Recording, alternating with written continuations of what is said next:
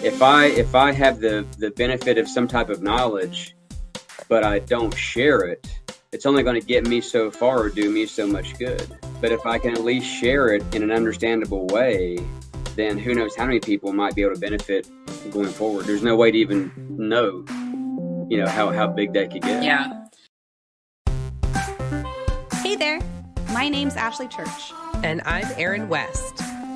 We were once newly promoted crime scene and latent print supervisors on mutual struggle buses as we both simultaneously tried to navigate through the challenges within our forensic units. Now we run a business where we create tools and resources that we wish we had had to make these transitions easier. We like to talk about the experiences we've had in the forensic field, the good, the bad, and the ugly, in the hopes to create awareness around these issues and move the needle forward to create positive change in the forensic community. So if you're a forensic professional, regardless of your years of experience, who's not afraid to dive into real, raw, and sometimes uncomfortable topics, you're in the right place. This is the Forensics Unfiltered podcast. Hey, it's Ashley, one of your co-hosts for Forensics Unfiltered, and I'm excited to bring you the last episode in this series. Over the past 6 episodes, we have given you an exclusive peek into the 2023 Forensic Supervisor Success Summit. Normally, you would have to have access to the All Access Pass in order to hear these incredible interviews and presentations, but we are so pumped about this year's Forensic Supervisor Success Summit that we're sharing 6 interviews from last year's summit with you for free. Highly recommend, if you missed any of these interviews, go back and listen to those episodes. And guess what? If you don't want to miss out on free tickets to this year's summit, make sure to click the link in the show notes. It's waiting for you there, and sign up for the VIP waitlist. You will be the first to know when tickets for this year's summit become available. Now, today's episode is Introvert's Guide to Conquer Public Speaking with John Black. John is the owner of Black and White Forensics, providing forensic consultations and forensic training. Before we dive into today's episode, we want to take a moment to acknowledge the passing of a respected figure in the forensic community, Ron Smith, whom you'll hear Erin and John Black referencing in this episode. Ron Smith, founder of Ron Smith & Associates, passed away in November 2023. His legacy and contributions to forensic science, especially in the field of latent print examination, continue to live on through his company, which remains dedicated to providing top-notch training for latent print examiners. Our thoughts are with his family and colleagues. Before we start this episode, our guests would like to share a disclaimer that the opinions shared are their own and not representative of their current or past employment. Now sit back, relax, and enjoy. Hi, guys. Welcome back to the Forensic Supervisor Success Summit. We're just so excited to have you back here today. Today, we have the wonderful John Black with us, and John is here with both Black and White Forensics and Ron Smith & Associates. He's going to tell you guys about that in just a little bit, but thank you, John, so much for being here today. Thank you for having me. I do appreciate it. You're so welcome. We're pumped to have you. So before we dive into the topic at hand, which I know many of you guys have come just to hear this topic because you too are on the introverted side and want to learn all of the oral presentation skills that the tips and tricks he's going to tell you. But before we dive into that, tell us just a little bit about your background in forensics and how you came to be with us today at the summit. Well, I've been involved in forensic science since 1991. Goes back a few years. Just a few. Just a few. I got my degree in forensic chemistry from Ohio University. Went on to graduate school to Indiana University. Did not get a degree there. My first job was as a drug chemist with the Drug Enforcement Administration, DEA, in Miami. From there, I went to the state police in South Carolina, where I became a latent print examiner, crime scene investigator, footwear and tire track examiner, bloodstain pattern analyst. Too many hats to wear. All the things. All the things, yes. And after 13 years there, Ron Smith actually hired me as a consultant for Ron Smith and Associates. In addition to that, I became a staff instructor for RSNA. After about 8 years of doing that, I then resigned from RSNA as a full-time employee, went on contract, and I'm now their training coordinator. And I also run Black and White Forensics, which is a small consulting and training company based here in South Carolina, where I am. Yes, awesome. Came to be here today because of your wonderful invitation. Yay, we're excited to have you. I first met John in 2008. My agency sent me to the very first rendition of the Ron Smith Latent Print Academy. And that was where I learned to be an examiner. And that was when I first met John. So that's nearly, it's crazy. It's almost 20 years ago. So, is it? Yeah, it's almost 20 years ago. Oh my gosh. Don't judge us, guys. Don't judge us. All right. So when I was talking to John about a topic for this conference, because we're all about communication and communication skills, he told me something that was very surprising to me, is that he actually would consider himself to be an introvert. Would you say that's correct?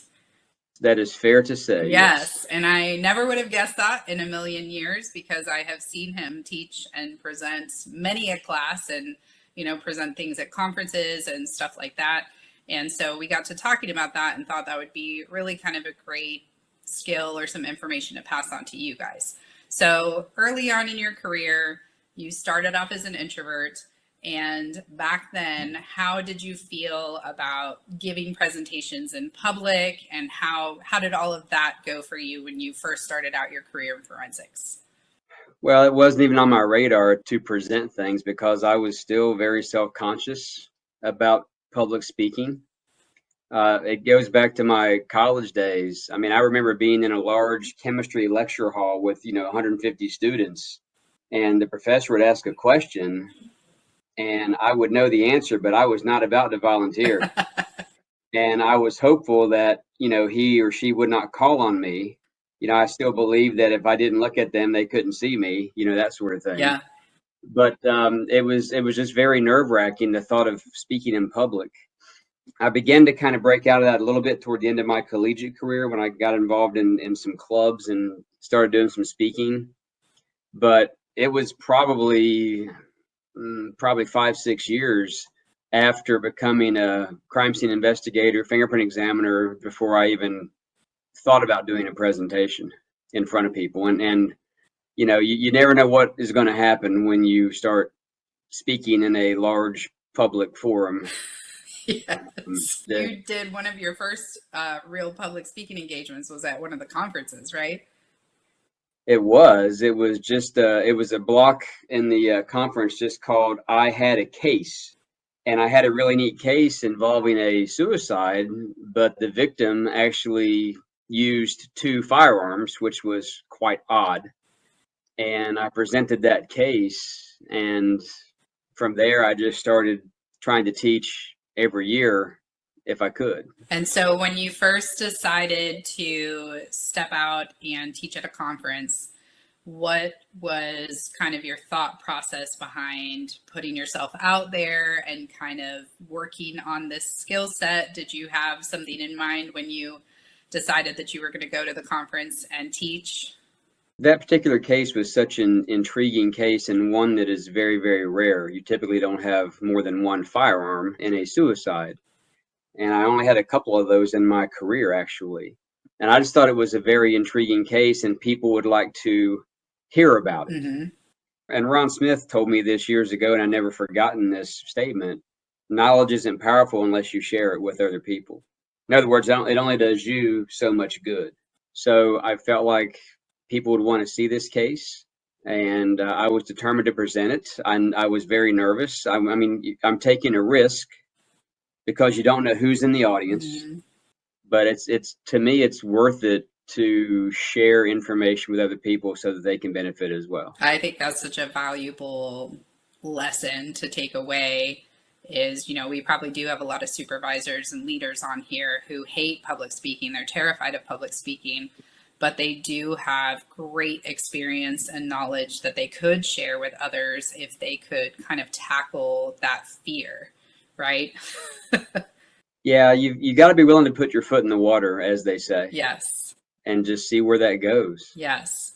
So once you started putting yourself out there, did you notice as you started to get more comfortable with public speaking that that helped you in your career in other ways or maybe unexpected ways?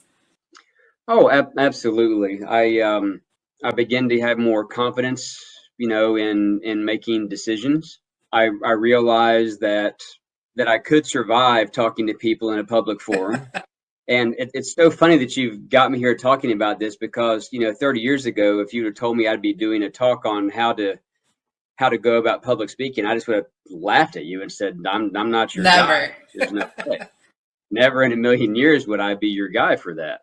But the more reps you get, the more confident you get, but you don't want to take that for granted, or you don't want to think that you have arrived. I think you have to just remain humble and just share your information. Be prepared for a few naysayers out there. It comes with the territory, but just remember that people are coming to see you talk, and that means that they likely want or need your information. So that has to be your main focus. To what drives you is to give them the guidance and direction they need, and give them the information that they want, and don't worry about everything else, because a lot of it you can't control anyway. Yes. And I do think what you said about, like, the more you put yourself out there, the more naysayers there will be, but obviously the more people you will reach with your information as well, which, I mean, I would say at this point in your career, the amount of forensic professionals that you have reached just from your presentations and your involvement in your teaching and all of that is really significant. So if you had never actually stepped, like you said, stepped into the water, none of us would have ever been touched by any of your lessons or any of your knowledge or anything like that, which is really huge. I think that's significant. I just, based on what you said, and you made a good point, the more you share with other people, if they understand your information, which again, that's on you, the speaker, you've got to convey it properly. But if it resonates with them, then they can propagate that to others as well. It just keeps going. Yeah, the reach. And so many more people get to benefit. If I have the benefit of some type of knowledge, but I don't share it, it's only going to get me so far or do me so much good. So true. So true. But if I can at least share it in an understandable way, then who knows how many people might be able to benefit going forward. There's no way to even know, how big that could get. Yeah. And we'll talk about some tips and tricks from you in just a minute. But I think that I'm just interested to hear if you would agree with this, but it wasn't really until I started teaching and training others that I felt like my courtroom testimony got like very, very, very solid, because I was just teaching like concepts to other people is a great way to solidify all that knowledge in your own brain. But that really builds your confidence for testimony and in explaining to others what you do and the information behind your science. Would you agree with that? Absolutely. Courtroom testimony is one of the major venues for public speaking for, forensic science, law enforcement. If you cannot clearly convey, the steps you took, the results you drew, the conclusions, if you can't convey that clearly to all the stakeholders in the courtroom, you really have failed at your job. Yes. I know that's kind of a blunt way to put it, but you could be the best crime scene investigator in the world, but if you can't talk about what you did at the scene and the decisions you made on scene and why you processed this and why you photographed this, and if you can't articulate that, then you've missed something. Yeah. Very, very important. I completely agree. We're very adamant in like the trainings that we teach. And really this kind of originated from you guys, because when I did my very first moot court, it was with you guys. Like Ron Smith was my defense attorney. It was terrifying. So, but I can say to this date, I've never had a defense attorney as sharp as Ron was. So we're very adamant about like, you need to include that stuff in your training program and have good, testimony training and moot court training. And they can't graduate without being able to pass that module because it's so vital. It's a vital part of the training program. So I think that's great that you mentioned that.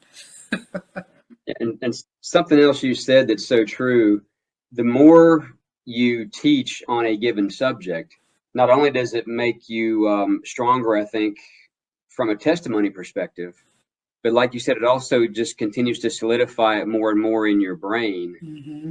So that when you're asked a series of questions, if you've taught these topics or subjects, the answer is right there. Yes.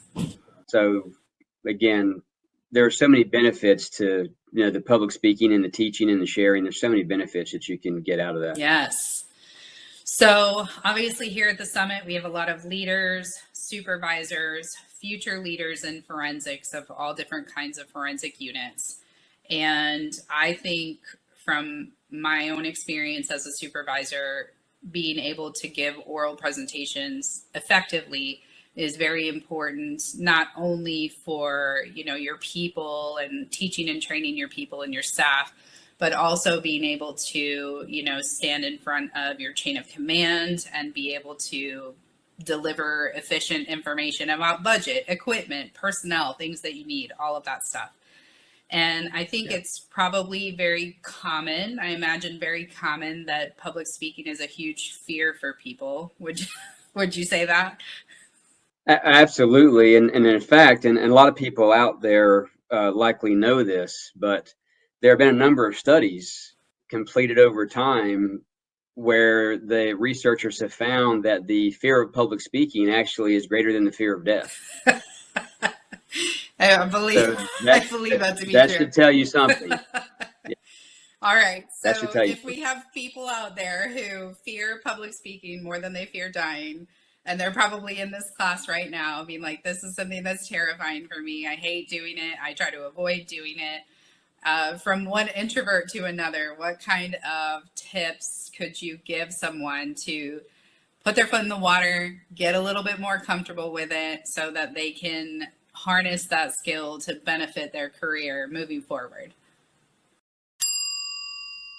We're taking a quick break to shout out our amazing sponsor, Justice Tracks by Versaterm. They've been our top sponsor of the Forensic Supervisor Success Summit for the past 2 years, making it possible to deliver all of this fantastic content to you for free. Justice Tracks by Versaterm has been providing top-notch laboratory information management solutions to forensic laboratories since 1995. Based in sunny Mesa, Arizona, they serve some of the most sophisticated law enforcement agencies and crime laboratories across the globe, from North America and South America to Europe, Australia, and even the Middle East. All of their software solutions, this includes LIMS Plus, LIMS Plus DNA, LIMS Plus Portal, Chain Links, and more, are designed by experienced forensic scientists and built by top-notch computer engineers. With nearly 200 forensic operations using their software on 6 continents, you know you're in good hands. And here's something cool. Justice Tracks is constantly enhancing their applications with feedback from thousands of criminalists who use them daily. Plus, as a Microsoft certified partner, they use their latest technologies to develop applications that make a real difference. So, a big thank you to Justice Tracks by Versaterm for their support. If you're looking for a trusted partner in forensic software solutions, check out Justice Tracks. They're making a world of difference in the forensic community. Now, let's get back to our episode. Proper preparation is a very big factor in public speaking. You have to know your material inside and out. You've got to know your audience. You've got to know the layout of the venue in which you'll be speaking. So a lot of a little bit of preparation, I should say, can go a long way to making you feel more comfortable and feeling more confident about what you are about to speak about. You're speaking from a position of knowledge. So if you've properly prepared, trust in your KSAs, your knowledge, skills, and abilities. If you've done the prior preparation, then you know the material. All you have to do is focus on clearly conveying that information to the end users so that they can benefit from it. But if you don't prepare properly, well, you're going to be nervous, and you should be. And what kind of stuff do you do to prepare for a public speaking event? Once I build a presentation, I go through it a few times, looking at everything, making sure I know what's going on. And then what I do is I will put myself on the clock, and I will just start going through my presentation with my slides there, and I go through it and I see how much time I took. And then I leverage that against, okay, what was my allotted time? And then I drill down from there. You always want to allow at least, 5 minutes for questions and answers.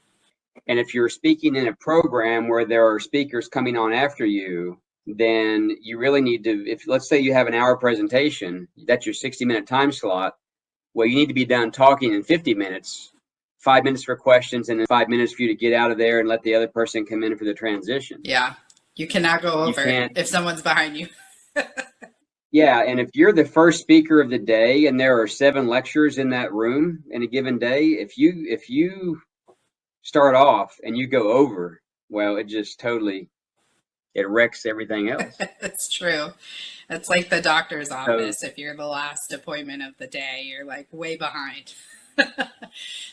Or if you're on the, if you're not on the early flight in the morning, but you're on the one at 4 o'clock in the afternoon. That's a good example. That's why I always try to get early flights. That's a good example. It gets backed up all day long.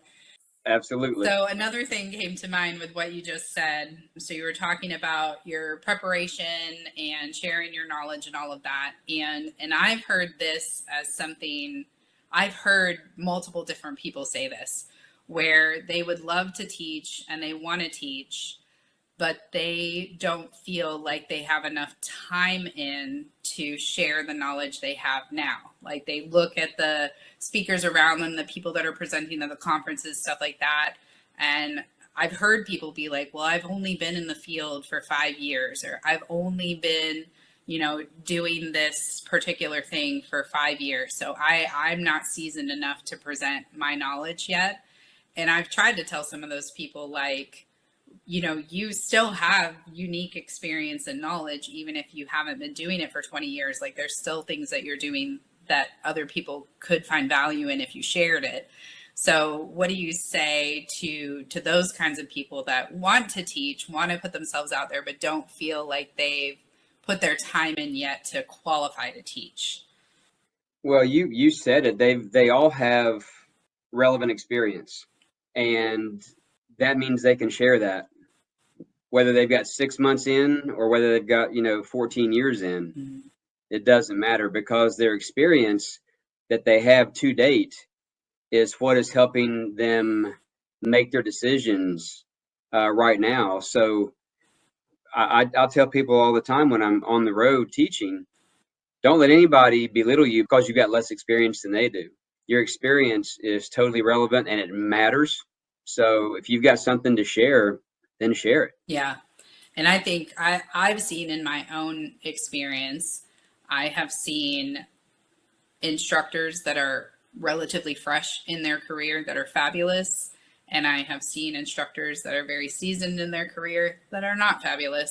So the years in does not necessarily equate to a great instructor or great content.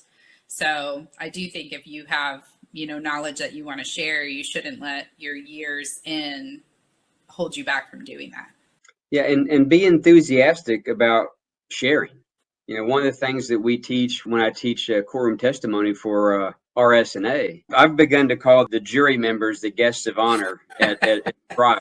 They are. they're the ones that have the hard job. Us, being nervous about testifying, well, that's fine, but we're not the ones who have to make a decision about someone's future. Yes.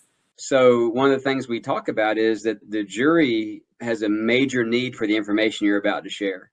So you need to have a burden for the jury. You need to have a burden for your audience, whatever that looks like, because your audience needs your information. So don't let anything get in the way of you sharing that with people. Love it. Love it. Love it. All right. So before we hop off today, do you have any last tips or any last bits of advice to give our introverts here today that want to get into presentations and public speaking? I just want to reiterate, you've got to take a chance. You got to take a chance. For the most part, you should know your general audience, but you don't know who is in the audience and who might have an agenda. Don't worry about that.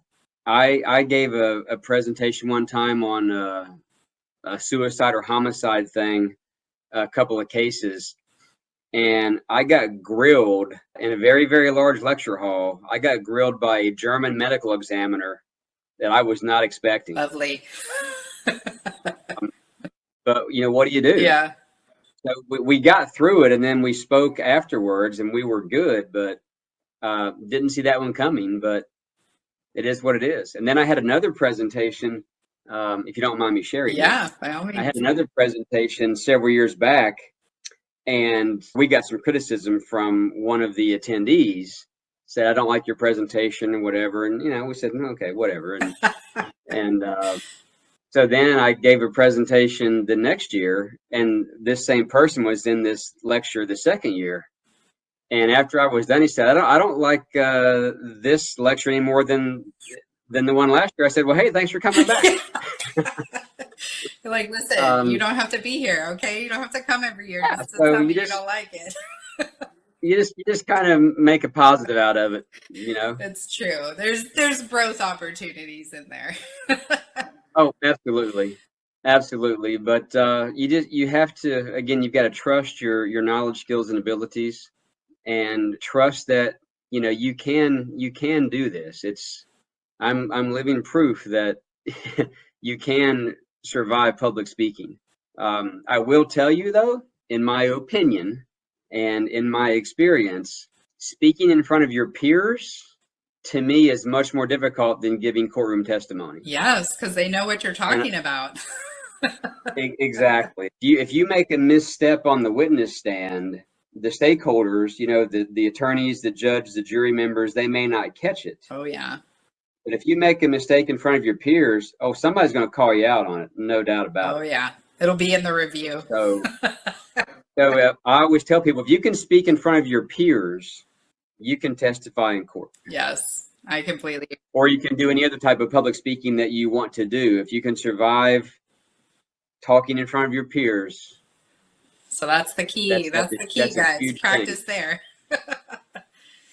Absolutely. Awesome. Well, thanks for sharing your knowledge once again with us today. Before we depart, tell us a little bit about Black and White Forensics and Ron Smith and Associates.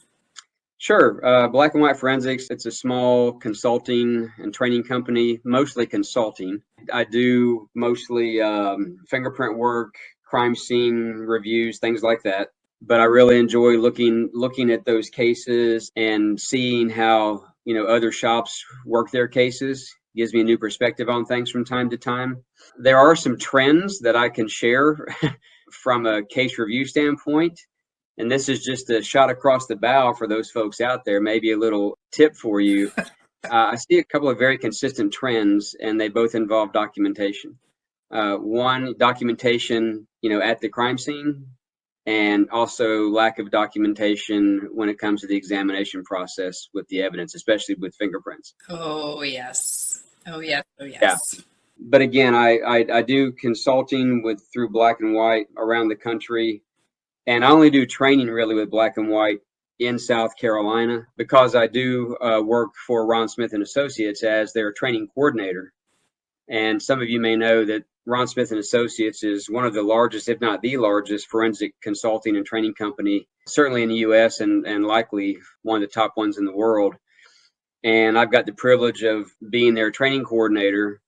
So I'm the one to schedule classes. If you can always check the website to see what is being offered, but if you don't see something that you like, then we can also customize classes for you, depending on what your needs are. So we really enjoy trying to customize classes for folks.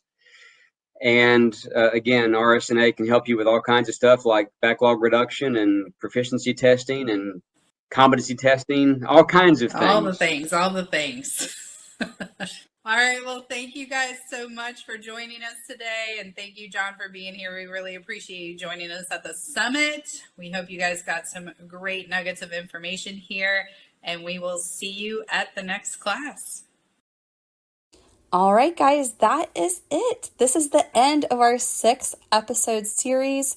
If you enjoyed these interviews, make sure that you click the link below, sign up for the VIP waitlist, and you will be the first to know when the free tickets to this year's Forensic Supervisor Success Summit become available.